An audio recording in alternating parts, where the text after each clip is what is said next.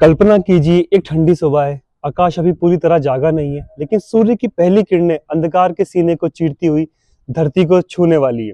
कहीं दूर कुरुक्षेत्र की भूमि पर बाणों की शैया पर लेटे भीष्म पितामह अपनी आंखें सूर्य की दिशा में टिकाए हुए।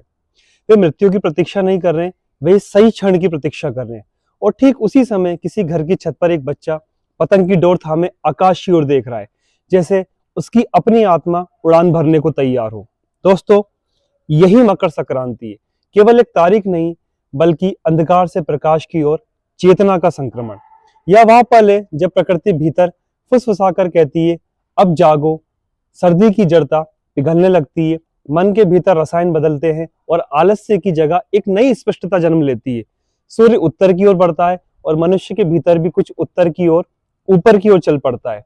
दोस्तों, इस वीडियो में हम त्योहार नहीं, उस विज्ञान और दर्शन को समझेंगे जो आपके शरीर, मस्तिष्क और आत्मा तीनों को एक साथ स्पर्श करता है। भीष्म की प्रतीक्षा से लेकर आपकी पतंग की डोर तक, तिल गुड़ की मिठास से लेकर मस्तिष्क के भीतर के बदलते रसायनों तक, यह कहानी है उस क्षण की जब जीवन दिशा बदलता है। यदि आपने कभी महसूस किया है कि आपके भीतर भी कुछ बदलना चाहता है, तो यह यात्रा आपके लिए। प्रणिपात दोस्तों, स्वागत है आपका विजडम ब्रिज के एपिसोड नंबर 4 पर। दोस्तों, चलिए अब कहानी की शुरुआत करते हैं। मकर संक्रांति को समझने की पहली कुंजी आकाश की ओर देखने में निहित है।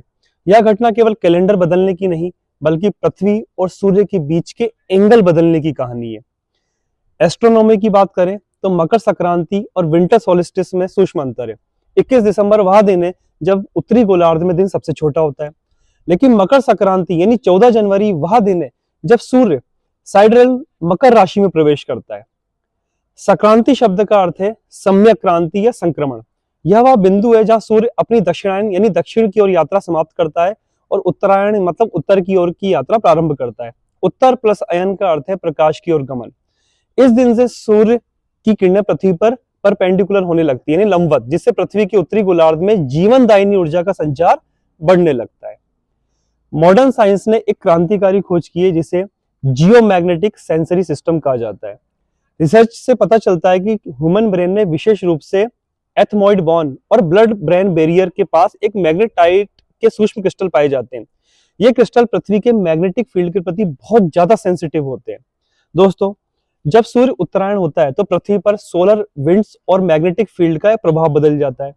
यह परिवर्तन ह्यूमन ब्रेन की अल्फा वेव्स प्रभावित करता है और अल्फा वेव्स वह अवस्था होती है जब हम विश्राम में होते हैं लेकिन जागरूक रहते हैं, और यही मेडिटेशन की एग्जिट अवस्था होती है। तो दोस्तों, ऋषियों ने मकर संक्रांति को स्नान ध्यान के लिए इसलिए चुना क्योंकि इस समय पृथ्वी का जो चुंबकीय वातावरण ऐसा होता है कि आपका मस्तिष्क सहजता से ध्यान की गहरी अवस्था में प्रवेश कर सकता है। यह कोई अंधविश्वास नहीं बल्कि बायोफिजिक्स है। कुछ रिसर्चर्स यह भी मानते हैं कि सोलर एक्टिविटी और मानव रचनात्मकता में गहरा संबंध है। इतिहास में देखा गया है कि जब जब सोलर मैग्नेटिक फील्ड में वृद्धि हुई है, तब तब पृथ्वी पर महान क्रांतियां और पुनर्जागरण हुए हैं। मकर संक्रांति जो सौर ऊर्जा की वापसी का प्रतीक है, व्यक्तिगत स्तर पर एक मिनी रेनेसां लाने की क्षमता रखता है, बशर्ते हम उस ऊर्जा को ग्रहण करने के लिए कितना तैयार हैं।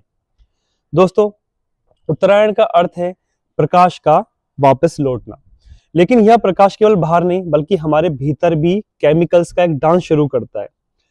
योग विज्ञान में जिसे आज्ञा चक्र या तीसरा नेत्र कहा जाता है, जीव विज्ञान उसे पीनियल ग्लैंड के रूप में पहचानता है।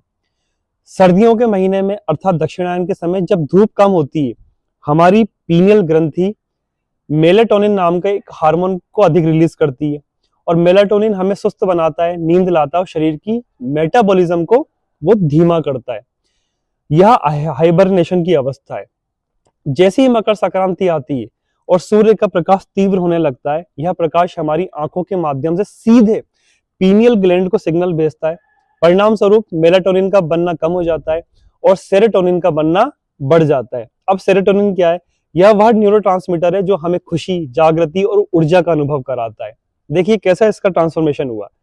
दक्षिणायन अर्थात सर्दी के काल में शरीर में मेलाटोनिन हार्मोन की मात्रा बढ़ जाती है, जिसके प्रभाव से तमस गुण सक्रिय होता है और मन शरीर में आलस्य, भारीपन व अंधकार की प्रवृत्ति बढ़ती जाती है। इसके विपरीत मकर संक्रांति के बाद प्रारंभ होने वाले उत्तरायण में सेरोटोनिन का स्तर बढ़ता है, जिससे सत्वगुण प्रबल होता है और चेतना में प्रकाश, जागरूकता, सकारात्मकता व सक्रियता का अनुभव होता है। इस प्रकार मकर संक्रांति केवल एक त्योहार नहीं बल्कि हमारे शरीर की फार्मेसी में दवा बदलने का समय है। दोस्तों, यह सीजनल अफेक्टिव डिसऑर्डर या सर्दियों के अवसाद को समाप्त कर वसंत की ऊर्जा के स्वागत की तैयारी है। यौगिक साइंस के अनुसार ब्रह्मांडीय ऊर्जा प्राण के रूप में हमारे शरीर में बहती है। आधुनिक विज्ञान इसे आयंस और इलेक्ट्रॉन के प्रवाह के रूप में देख सकता है। उत्तरायण के समय वातावरण में आप कह सकते हैं आयनीकरण बदल जाता है। प्राचीन ग्रंथों में कहा गया है कि इस समय प्राण का प्रवाह सुषुम्ना नाड़ी में सहजता से होता है। वैज्ञानिक रूप से यह शरीर की आप कह सकते हैं इलेक्ट्रोमैग्नेटिक पोटेंशियल में वृद्धि है। जब हम संक्रांति पर नंगे पैर चलते हैं या मिट्टी नदी के संपर्क में आते हैं तो हम पृथ्वी के बदले हुए चार्ज के साथ अपने शरीर को अर्थिंग करते हैं, जिससे शरीर में जमे हुए अतिरिक्त नेगेटिव आयन आप कह सकते हैं एक तरह से वो बैलेंस्ड हो जाते हैं। इस कहानी में थोड़ा सा और गहरा उतरते हैं कि मकर संक्रांति का सबसे गहरा दार्शनिक विश्लेषण हमें भगवत गीता के 8वें अध्याय यानी अक्षर ब्रह्म योग में मिलता है, जहां भगवान श्री कृष्ण अर्जुन को उन दो मार्गों के बारे में बताते हैं जिनसे होकर जाने वाली आत्मा या तो वापस लौटती है या फिर अमर हो जाती है। यह चर्चा सीधे तौर पर उत्तरायण और दक्षिणायन से जुड़ी हुई है। भगवत गीता में श्री कृष्ण कहते हैं, अग्निर्ज्योतिरः शुक्लः षण्मासा उत्तरायणम तत्र प्रयाता गच्छन्ति ब्रह्म ब्रह्मविदो जनः। अर्थात अग्नि, ज्योति, दिन, शुक्ल पक्ष, उत्तरायण के 6 महीने इन मार्गों से जाने वाला ब्रह्मवेता जन ब्रह्म को प्राप्त होते हैं और वे जन्म मृत्यु के चक्र में वापस नहीं आते हैं। इसके अगले ही श्लोक में वे पुनः कहते हैं कि धूमो रात्रिस्तथा कृष्णा षण्मासा दक्षिणायनम तत्र चंद्रमसम ज्योतिर्योगी प्राप्य निर्वंतते। अर्थात धुआं, रात्रि, कृष्ण पक्ष और दक्षिणायन के 6 महीने इस मार्ग से जाने वाला योगी चंद्रलोक को प्राप्त होता है, लेकिन अपने पुण्य समाप्त होने पर उसे पुनः इस नश्वर संसार में लौटना पड़ता है। अब इसका क्या अर्थ है? अगर कोई पापी व्यक्ति उत्तरायण में मरे तो उसे मोक्ष मिल जाएगा और कोई संत दक्षिणायन में मरे तो उसे पुनर्जन्म लेना होगा? ऐसा बिल्कुल भी नहीं है। आदि शंकराचार्य और बालदेव विद्याभूषण जैसे आचार्यों ने स्पष्ट किया कि ये केवल टाइम के सूचक नहीं बल्कि चेतना की अवस्थाओं के प्रतीक है। जैसे अग्नि या ज्योति या उत्तरायण या ज्ञान के प्रकाश, जागरूकता और जागृत अवस्था के प्रतीक है। जब साधक पूर्ण होश में ज्ञान के प्रकाश के साथ शरीर त्यागता है तो वह मुक्त होता है। और धुआं, रात्रि, दक्षिणायन का मतलब होता है वह अज्ञान, मोह और आसक्ति और अचेतन अवस्था का प्रतीक है। यदि मृत्यु के समय मन वासनाओं के धुएं से भरा है तो जीव को उन वासनाओं की पूर्ति के लिए यहाँ वापस आना ही पड़ता है। दोस्तों, मकर संक्रांति वह ट्रिगर पॉइंट है जो हमें याद दिलाता है कि हमें अपने जीवन की दिशा यानी दक्षिणायन भोग और अंधकार से मोड़कर उत्तरायण यानी योग और प्रकाश की ओर करनी है। यह केवल मरने का बात नहीं है, यह हर पल जीने की एक कला है। अब एक और पहलू की बात करते हैं हम इसकी। मकर संक्रांति का पर्व महाभारत के महानायक भीष्म पितामह के बिना अधूरा है। उनका जीवन और मृत्यु इच्छा शक्ति और योग बल का सर्वोच्च उदाहरण है। अब इसको ऐसे समझते हैं कि कुरुक्षेत्र के युद्ध के 10वें दिन शिखंडी को ढाल बनाकर अर्जुन ने भीष्म को बाणों से छलनी कर दिया था। उनका पूरा शरीर बाणों पर टिका हुआ था जिसे शरशैया कहा गया, परंतु भीष्म ने प्राण नहीं त्यागे। वे 58 दिनों तक उस असहनीय पीड़ा में प्रतीक्षा करते रहे। किसकी? सूर्य के उत्तरायण होने की। भीष्म जानते थे कि मृत्यु केवल शरीर का अंत नहीं बल्कि एक नई यात्रा का आरंभ है। जैसे हम यात्रा पर जाते हैं पहले से ही सही मुहूर्त और मौसम देखते हैं, वैसे ही आत्मा की महायात्रा के लिए सही वातावरण भी अत्यंत आवश्यक है।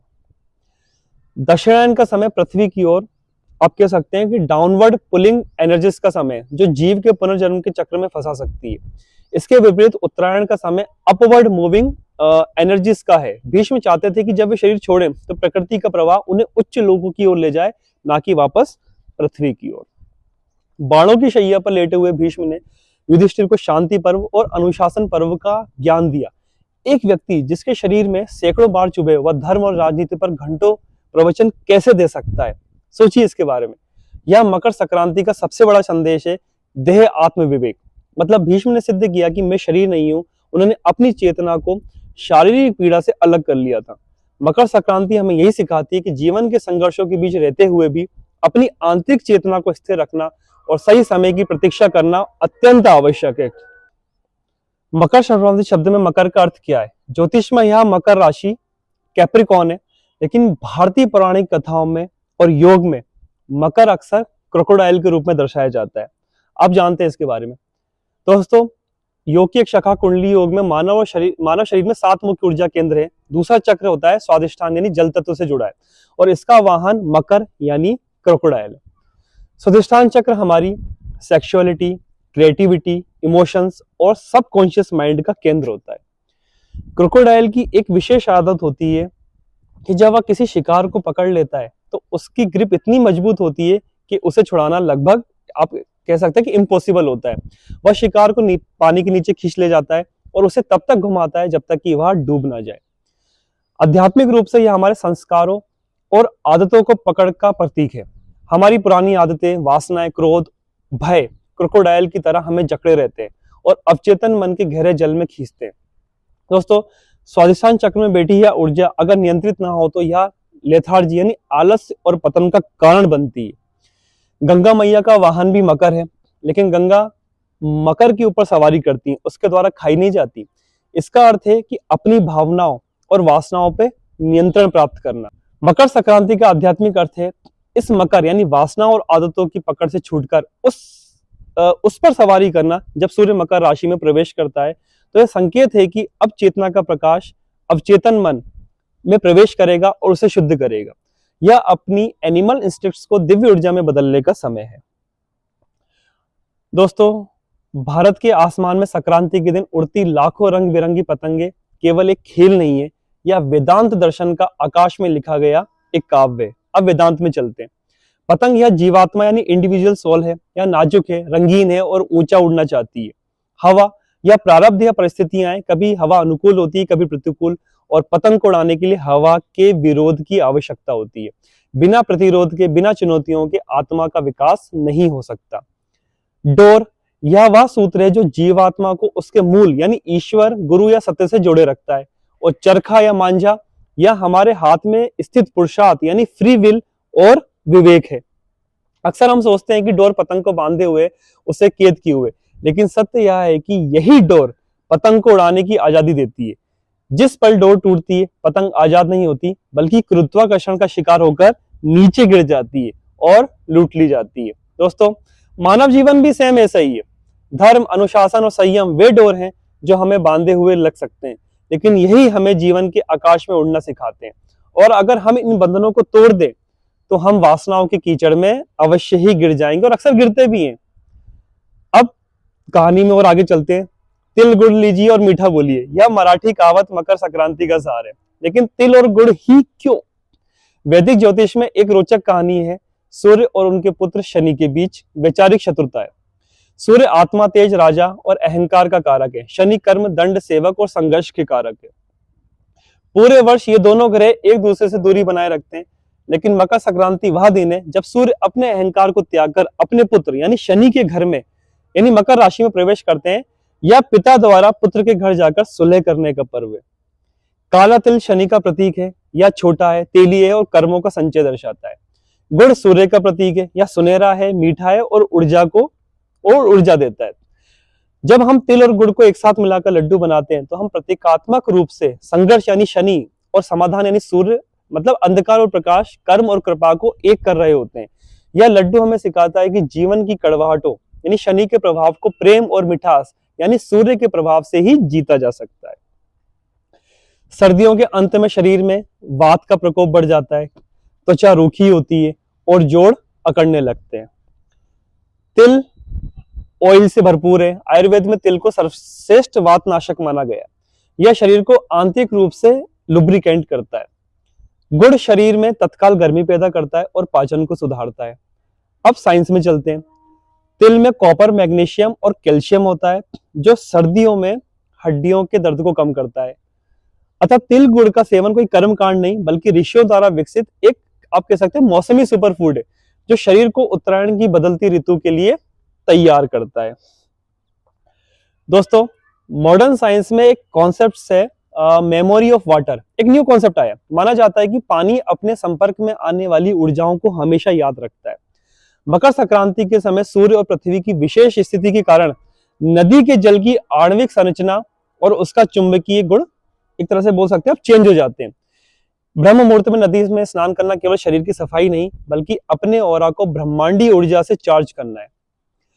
यह जल एक मीडियम बन जाता है जो चेतना को शुद्ध करता है। अब दान में चलते हैं। संक्रांति पर दान, विशेषकर खिचड़ी, तिल, कंबल का विशेष महत्व है। भीष्म पितामह ने कहा था कि जो हाथ देने के लिए नहीं खुलते वे मोक्ष पाने के लिए भी नहीं खुल सकते। दान हमें अपरिग्रह सिखाता है, मतलब हम भौतिक वस्तुओं और भावनाओं को जकड़ कर रखते हैं जो हमारे मानसिक तनाव का कारण बनता है। दान करना रिलीज थेरेपी है। जब हम दूसरों को देते हैं तो हम ब्रह्मांड को संकेत भेजते हैं कि मेरे पास पर्याप्त है, और यही एबंडेंस माइंडसेट है। अब जब कथा या बोल सकते हैं वीडियो अपने अंत की ओर पहुंच गया है तो एक पल रुकिए, आसमान में उड़ती पतंगों को देखिए, सूर्य की दिशा को महसूस कीजिए और अपने भीतर झांकिए कि सवाल यह नहीं है कि सूर्य उत्तरायण हो गया या नहीं, बल्कि सवाल यह है कि आपकी चेतना ने अपनी दिशा बदली। जरा सोचिए इस बारे में, क्योंकि मकर संक्रांति केवल कैलेंडर का परिवर्तन नहीं है, यह उस क्षण का निमंत्रण है जब जीवन आपसे पूछता है क्या तुम अब भी पुराने अंधकार, आलस और आदतों की पकड़ में फंसे रहोगे या प्रकाश, जागृति और विवेक की ओर कदम बढ़ाओगे। यह बहुत गहरा सवाल है। शायद यही कारण है कि भीष्म ने प्रतीक्षा की, शायद इसीलिए ऋषियों ने इसे संक्रमण कहा, और शायद इसलिए आज ही प्रकृति हर वर्ष हमें यह अवसर देती है। अब निर्णय आपके हाथ में है कि आपका जीवन अभी दक्षिणायन में है या उत्तरायण में। आपकी पतंग किस दिशा में उड़ रही है और डोर किसके हाथ में है। इस प्रश्न के साथ आपको मैं छोड़ रहा हूं, क्योंकि उत्तर आपको नहीं बल्कि आपकी चेतना को खोजना है। प्रणिपात।